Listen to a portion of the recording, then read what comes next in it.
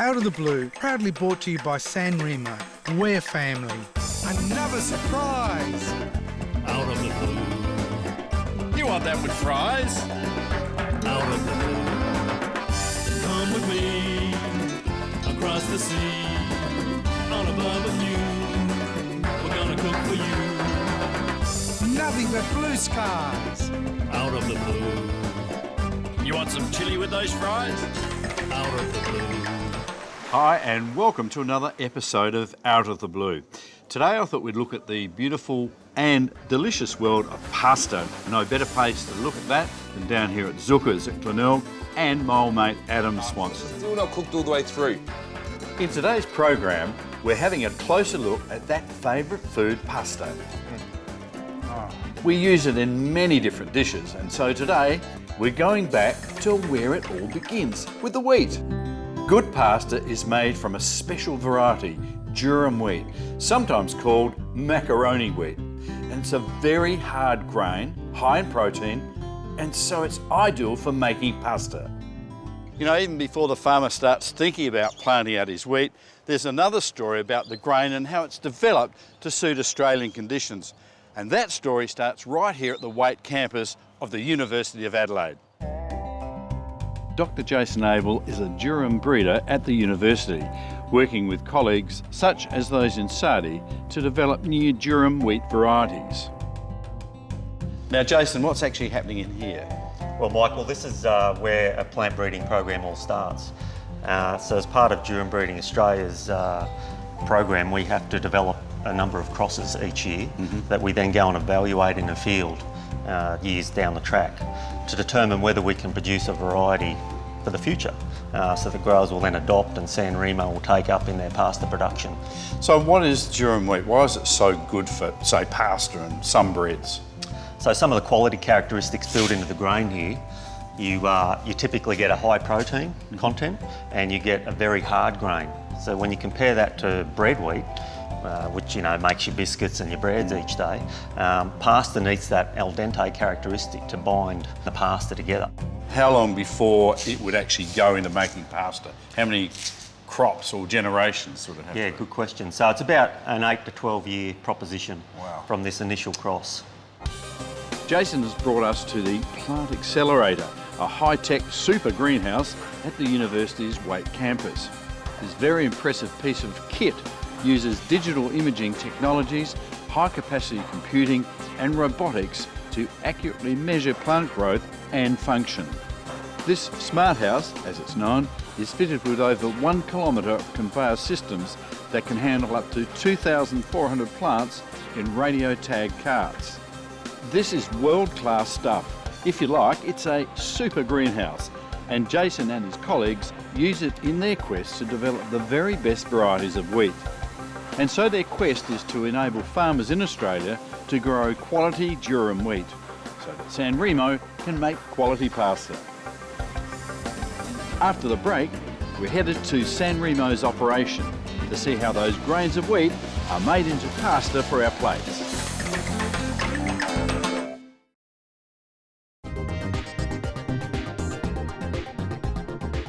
Earlier in the program, we saw how scientists are working to develop the best durum wheat.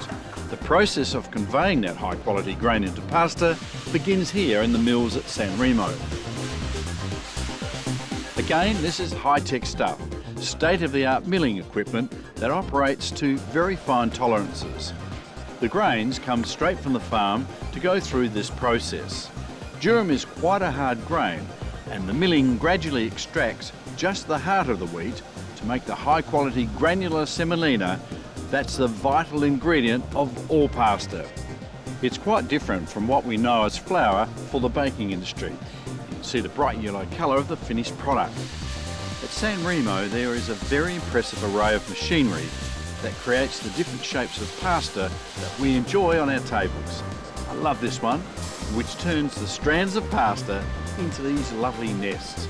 It takes about an hour for them to cook so that they come out ready for packaging. Here's another one. Tubes of pasta cut off with rotating blades to create thousands of them, all just the right size. And then the finished product, streaming off the packing lines. This whole process, from the research to the finished product has given me a whole new appreciation of pasta, which is always one of my most favourite meals. I could just watch this all day. It's fascinating. The engineering, the automation, the precision, it really is the state-of-the-art factory. It's amazing.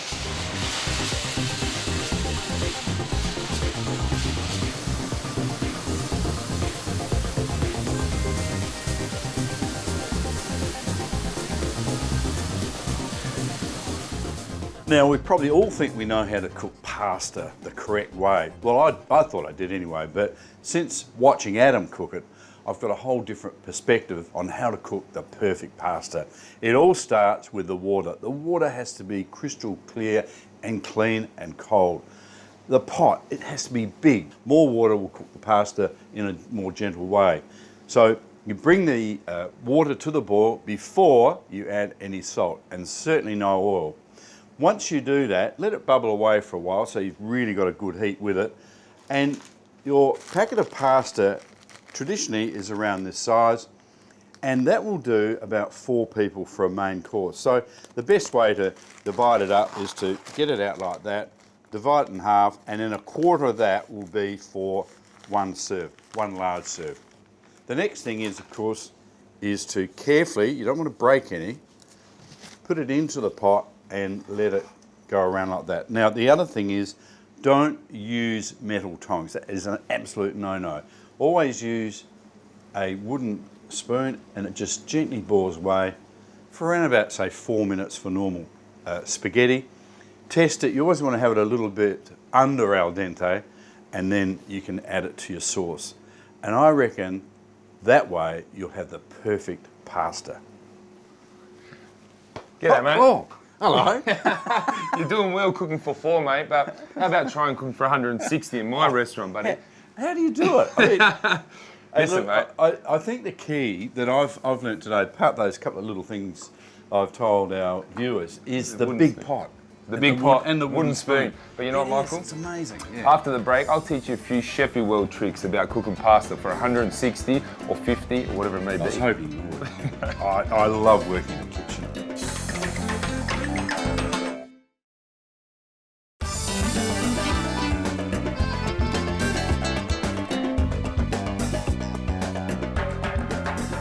I'm here at the beautiful Adelaide Oval in the Riverbank stand, which is on the 5th level, the Lindsay Head Terrace. Now, Adam's over there cooking something, and I'm going to find out in a minute what he is cooking.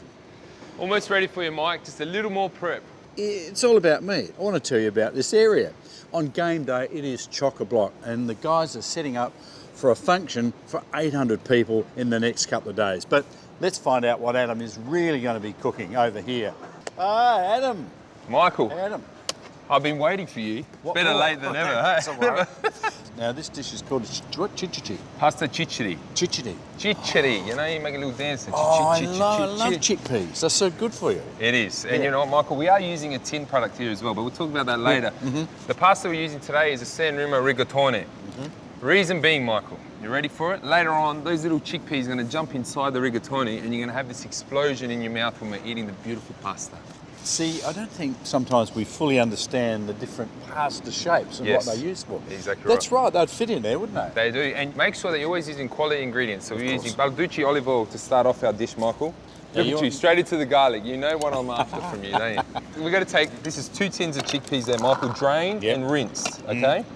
Some chicken stock into a bowl with some rosemary that I picked, okay? A bit windy up here on the riverbank stand. It's a little bit blowy, isn't it? Yeah, no, it's okay. My hair's still looking good. Yours is still in place at the moment. You'll get there one day. Okay, so enough of that. In with just a bit of salt into the chickpeas now, Michael. And some pepper. Okay, make sure that's not too hot over here. A little bit of olive oil. So what we're going to do is we're actually going to basically mince down some of these chickpeas, so half of the chickpeas. Basically what happens is this will thicken our sauce. Oh, okay. So you want a bit of a paste, you know, a bit chunky is what we're looking for. Yeah. It is. All right. It really is. I'm taking Is that that from fine you. enough? That's fine. I'm all fine, thank you. Okay. Now, I want that a little bit there. Now, what else would you like me to do? Chop up that parsley. Chop it up. Again, some more rosemary. Rosemary and chickpeas goes really well. It's nice and quite pungent and tasty. Geez, the knife skills are phenomenal. Phenomenal, let me tell you. Make sure you don't burn your garlic. This is the biggest thing with this dish. If you burn your garlic, you're going to get this nutty taste, and we're not looking for that. We're looking for a nice, clean, fresh aroma of the garlic with the great olive oil. Yep. This is when we add in the whole chickpeas. I'm looking forward to trying this dish. Yeah, this is probably a bit of a take on my nonna's pasta chichiri with some inclusions of my own flavours, you know, so I've got to watch, you know, I've got to pay respect to her. So look, I minced it a bit there, not too much, okay? So, you know, still quite chunky. You can make a nice little dip there, a little bit of, you know, Tuscan chickpea and rosemary dip, bit of parmesan. But anyway, that's Isn't another... rosemary a universal herb? I mean, it can be used in a whole range of things. Definitely, definitely, Michael. So you want to just cook this off for another minute or two, just let all those flavours combine together. Then what we're going to do is add about 2 cups of chicken stock and bring that up to the boil and simmer it for a couple minutes. Look at you. Oh, you're all over it, aren't you? In with that. Hey, do you make your own chicken stock? Yeah, definitely. You have to. It's not that hard to make, is it? No, not at all. You know what? Just buy some carcasses. Go maybe to the butcher, ask, or, you know, maybe your poultry man, ask for some chicken carcass. Biggest tip I can say when you're making a chicken stock, Michael, is make sure you put cold water. Never put warm water or hot water. Did you know that? The crow reckons he did. So this might take a couple minutes. We'll bring that up to the boil. And what I've done here is taken our San Remo Rigatoni and I've cooked it off prior to this. There we go, number 1. Quality ingredient there. Finished product. Finished product, look. Still nice and bouncy, okay? So I've cooked it really under. I've cooked it for about 6 minutes. We had a great time, didn't we? It was beautiful. That's for later. You even sang some opera to me. I did, wasn't that lovely? It's gorgeous, gorgeous. All right, Michael, the chickpea sugo, or sauce as I say, is reduced by half. Beautiful, isn't it? Nice. In with the pasta now. Okay. So, and again, that's penne? no, rigatoni. That's what I'm just checking. Yeah, penne is your smaller short tube. These are nice, big, large tubes here, Michael. Look at that. Now, we've San Remo. got cheese here. We do. And we've got beautiful parsley cut up. Oh, so parsley in now. Yes. Thank you. All right. Just With the hoping heat. you wouldn't forget that. No. All the hard work that you did there, mate. Don't worry, you know. Don't worry. Every time I cook with you, Adam, I learn something. Thank you. I do. No, cheers. Well, that's what food does. It does 2 things. Obviously, you create dishes and you learn how to execute it right, and also creates memories. Memories. And Do you that's need what this? food. No? Just a little bit more. I'm a bit... That's a big serve. Oh, well, we're both big lads. You're worried about the waistline? I'm not. Look at that. So the ragu's reduced, a little bit of this one. Oh, look at that. And always, with this type of sugo, you need good quality olive oil. Oh, And there you go, it does. Michael. It brings it all together, the olive oil. Just that And how many people do that? Not many. Well done. Grazie. Shall we try? Yeah, go on. Come on, I'm not starving. Hard work out here, that though.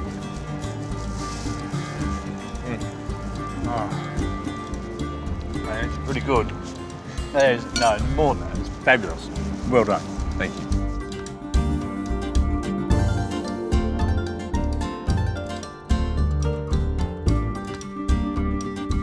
In today's episode, you've seen Michael and Adam do pasta in a number of different ways. Now, what I'm going to do is use the San Remo angel hair pasta to do a nice dessert. The ingredients for this recipe are San Remo angel hair pasta, honey, crushed pistachio nuts, and cinnamon. The water has come to a boil, so I add a pinch of salt before putting the angel hair pasta. This pasta is very fine, so it only needs a couple of minutes. Then I drain the pasta before rinsing in cold water, so that I stop the cooking process. Now the pasta is well drained, so now we spread out the pasta onto a tray. And what we want to do is spread it a little bit, and then get yourself a bit of oil in a can so you can spray it. If you don't have this, just get a little bit of vegetable oil or something. Spray it over the top, and we mix it together. This will prevent it from sticking as well. And now we're ready to go for the frying part. I create these nests with the pasta by swirling them with a fork. I've heated some vegetable oil in the pan. Don't let it get smoking hot, and don't cook too many at once. But with a bit of trial and error, you'll be able to create these nests of crispy pasta that will cook on one side in a few minutes. Then I'll turn them over to brown up on the other side. Once they've browned on both sides, drain them on kitchen paper to remove the excess oil. So we're finished frying our angel hair bird's nest, and now the best part, assembling it. Then we've got a little bit of honey, so we'll drizzle a little bit of honey over the top to give it that little bit of flavour and sweetness. Sprinkle a little bit of ground cinnamon. Those flavours go really, really well together. And then we've got our crushed pistachio. Should grab a bit here, put it over the top, and there you have it. We've got our beautiful, easy dessert, the angel hair pasta nests. Fantastic. Who says you can't use pasta as a dessert, eh?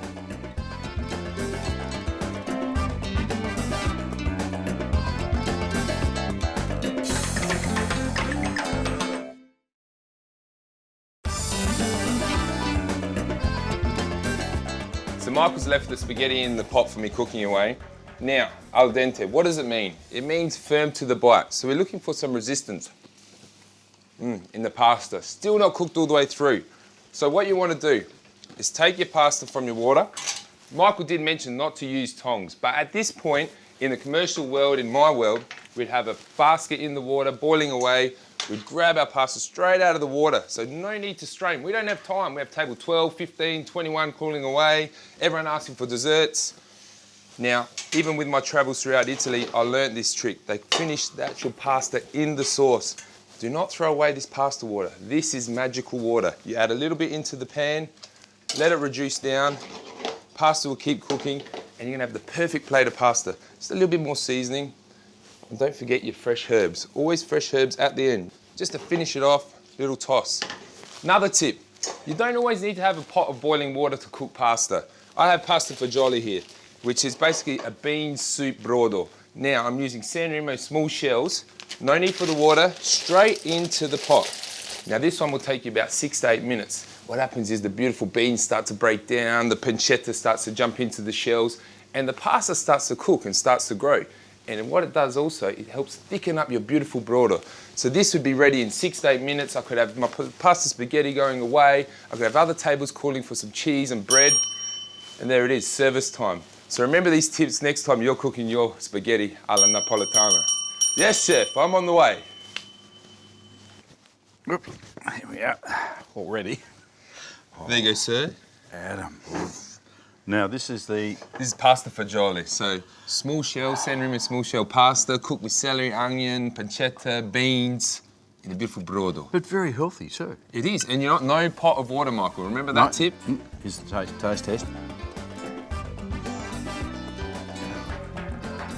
Sorry, just a minute. When you're ready. I've got to make sure. That is amazing. So simple. The kids would love that. It's got everything, all the goodness in it. Thank you very much indeed. Anytime. That's our program for today. I hope you've enjoyed it. We certainly have. Now, look, if you'd like to like us on Facebook, please do, or visit our website. It's outofthebluetv.com. See you next time. Oh, Adam. Just watch you eating it. Not bad for breakfast.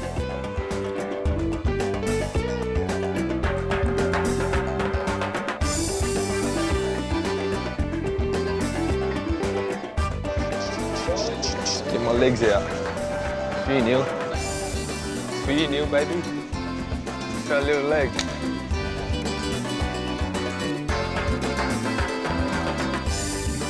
I love working in the kitchen, especially when you looking over your shoulder.